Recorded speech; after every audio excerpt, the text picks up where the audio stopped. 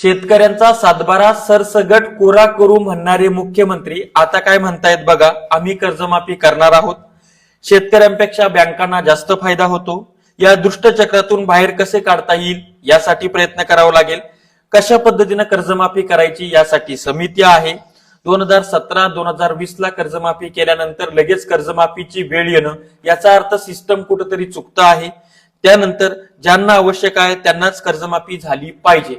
थोडक्यात काय तर या माननीय मुख्यमंत्र्यांच्या मते, शेतकरी विरोधी सरकारच्या मते, जे लोक निव्वळ शेतीवर अवलंबून आहेत, ज्यांच्या घरामध्ये दुसरा कुठलाही उत्पन्नाचं साधन नाही, जे छोटे आणि सीमांत अल्पभूधारक शेतकरी आहेत आणि खरंच त्याच्यावर खूप वाईट वेळ आलेली आहे, अशाच लोकांना कर्जमाफी केली जाणार आहे. मात्र मला सरकारला सांगायचंय, शेतकरी छोटा असो की मोठा असो, तुमच्या धोरणांनी आम्हाला भाव मिळाला नाही, तुमच्या धोरणांनी आम्हाला लुटलं, म्हणून आम्ही ठरवलं की पिकलं तेव्हा लुटलं आणि सरकार देणं घेणं फिटलं. कारण की तुम्ही जे कर्ज आमच्यावर दिलेलं आहे किंवा तुमच्या धोरणामुळे जे कर्ज झालेलं आहे ते आमचं पाप नाही, ते सरकारच्या धोरणांचं पाप आहे. त्यामुळे ते सरकारनीच निस्तरलं पाहिजे.